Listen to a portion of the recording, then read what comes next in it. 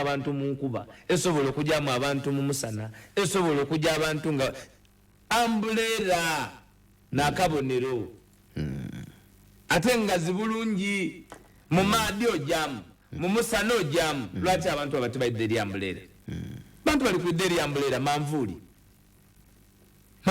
nga zibulungi ejyamu amaadi tegakukuba, omusana gwona tekolaki tegukwokya.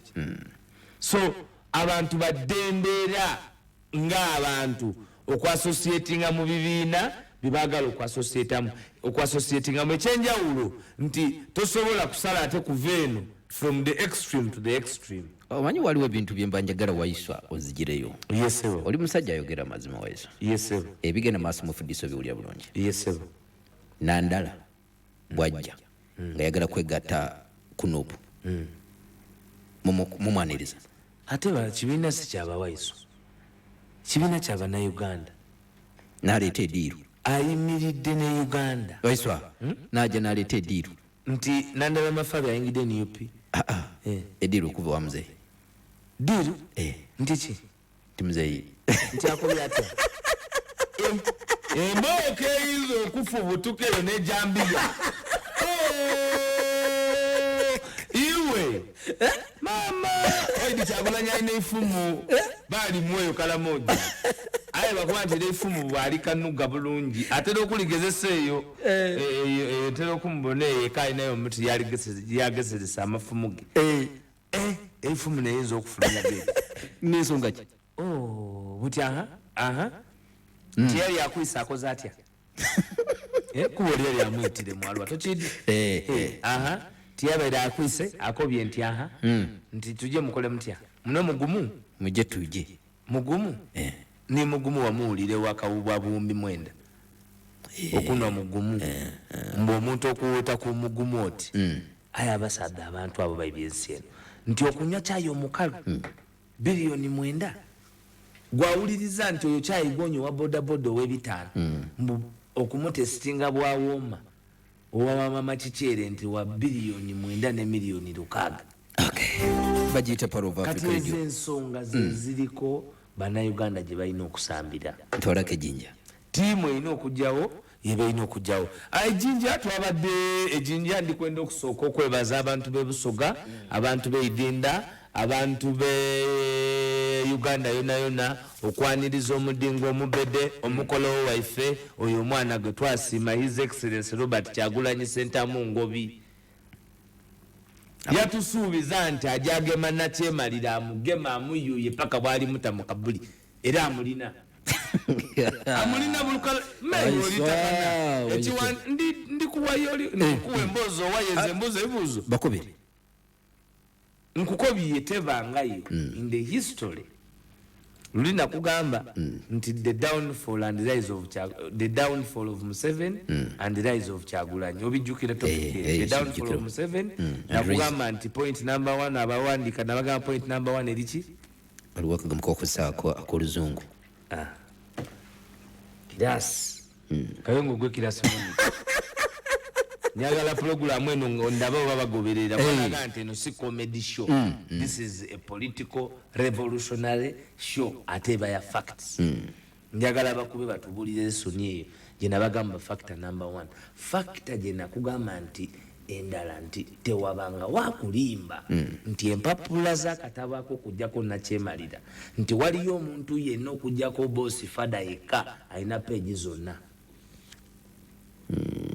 kubanga ekyo kibeerawo mu lutalo komando bane byewesigaliza kwekempiki kati yali yabiwalwanga singa okusatira okulyeka muki okumanyi nate waliwo mawulire genda wulya wano waliwo bye babbye ate otya abali baba bamanyi babbye anti bwe wali owuliddeko nga twenyenya nti walina be balina kati ani alina ebituufu iye yenyini era woba wakutugatuga ye magere totawa ne mukyala wo botidde wabwerere babi mama wefo boyitire wabwerere kakati omuntu nga muli mu bintu ebiri organic kubanga ejjinja yalaze kuba tubadde tuwulira abantu bino ebintu nakugamba wano nti siri abantu wambuuza ku Lwanga nekugamba nti Lwanga agenze ng'omuntu. This is a people's revolution. This is a revolution. Ensonga zeeyimiriddeko tezisobola kukola ki kukeera ku makya ne zikyuka. Eno revolution eyimiridde ku Uganda okufuna obwenkanya ng'ensi, okusimbula ekigere ekisooka mu nsonga za ubuntu n'ez'abantu.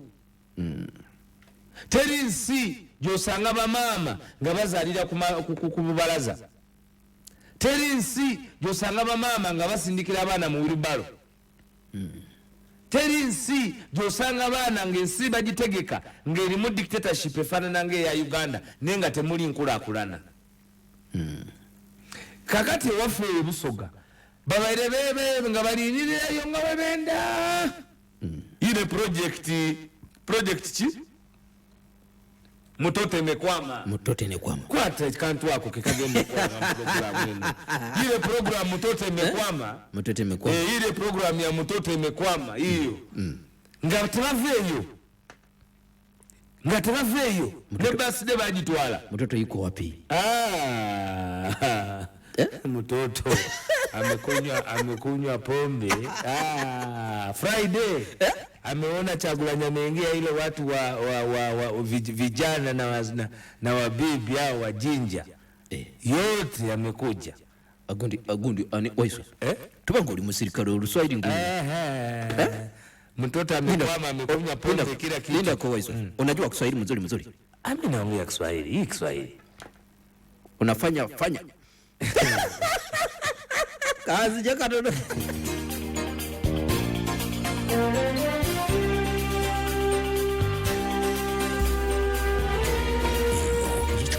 Katunizi mwenda FM radio yo etaliza nsonga yonna. Kikumusanvu katunizi mwenda FM ekula ly'omuntu wa bulijjo. Okay, bagiyita Pearl of Africa Radio kikumusava kamuza mwenda ekula eri mutwa bulijjo. Kiriza nkujukiza Prestige Majalini yesiyaje omulembe goyina okwettanira gena kuduka erukiri okumpi supermarket wefunire ka Prestige so ngate tuwerabira Madina Jeffa Garments bagamba nti wali ku Qualisel Building eduka namba 2 balina ebyambalo by'obusiramu byonna genda basobola okubanga bakuweereza. White Star Mag sabuni obunga jjudde bulungu kubamba naffe ababidiko mumwekwate so ngate 3 Ways Property Consultants Limited balina poloti mbitundu by'eggwanga bitali bimu gendayo basobola okubanga bakuwa ekisingako obulungi. Tuwerabira Dar es Salaam Secondary School diri wali kijana ngabo masuulita bakutegeza nti gendayo basobola okubanga bakubangulira abaana essomero lya O ne Elevo era buli kimu kijja kubanga kitambulira ddala bulungi so nga tebanaffe aba Weli Travel bagamba nti wayagala ogenda okukola ejja oba homura weekwate banaffe aba Weli Travel basobola okubanga otambula nabo. Ebintu byabo biri corporate era nga biri ku mutindo ogukisinga okuba ogw'ekika ekyawaggulu. Bakubire ku simu eri 070555 0705 55 fimbi ya 57 okumanya ebisinga. Tuli mu program na mwatulira kadi nkalaba kakano katutwala Waiswa tusigaze dakika 2 tuve wano. Na nyingi na ebe mubudde kakati His Excellency yaniriziddwa na mungi nasisi w'omuntu abantu abo babadde nga basirika mu kujogebwa mu kuttibwa ne mukugana president wabo w'abantu okubatuukako. So mu nkola ya rabadaba style abantu basinzizza buli muntu yabadde alina kyayagala okukola amaanyi era wabalabye ng'okuba bakolako ekintu kingona abakola ki era ekyo kyetugamba nti bannayuganda tusobola okukola kyetwagala era ddembe lyaffe. Ekyokubiri kwe kwabadde okukakasa omanyi jinja eringa Madina ole tuseyo Madina anti nkubuulira osoma ebitabo nzitomanyi nali mu ssomero lye lya Kibisinya Secondary School era bazimba masigidi tetujogerangako wano naye ndowooza wiiki ejja. Nabbi Muhammad sallallahu alaihi wasallam bamulisiivinga nnyo e Madina ave Maka era abantu b'e Madina babawa n'erinnya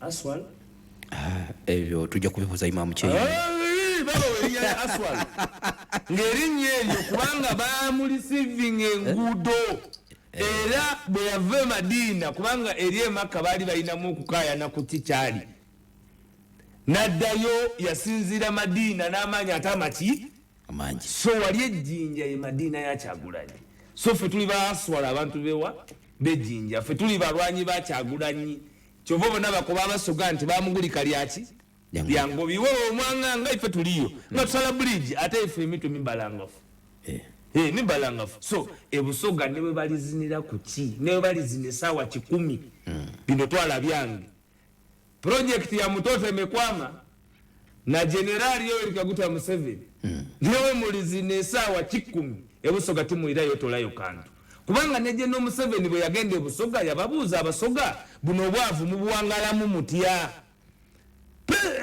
agamba nti yatwala eggwanga lino sibula tuve wano Waiswa kakati ekiri Kenya enkya Kenya egenda kutandika era okwekalakaasa kwa nnaku 3 amagye ga Uganda gataddewo ekifaananyi wakati mu nsi yonna tigagenda kutandika okukola ebyabawagina ebyokubeera n'eggye ly'ensi ng'ate lirimu okukola omulimu gw'abamasinale of course babadde bagukola era nakugamba nti wano tulina abamasinale mu UPDF bebasindika mu nsi ez'enjawulo Kenya Azimio Raila Odinga Amolo ne tiimu yaabwe nga bakozesa Martha Karua Prida basabye ensi zonna ezirinaanye Kenya obuteetantala kuwaayo tiya gas kusindika abantu bava mu nsi eyo namundu na biki okugenda okutaataganya eddembe ly'abana Kenya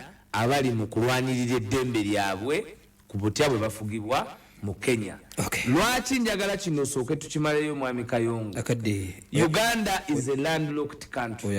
Uganda nsi etalina makubo mwetambuliza byamaguzi mu katale k'ensi yonna, so tukozesa Kenya nga ensi esinga okwetaagibwa eri Uganda.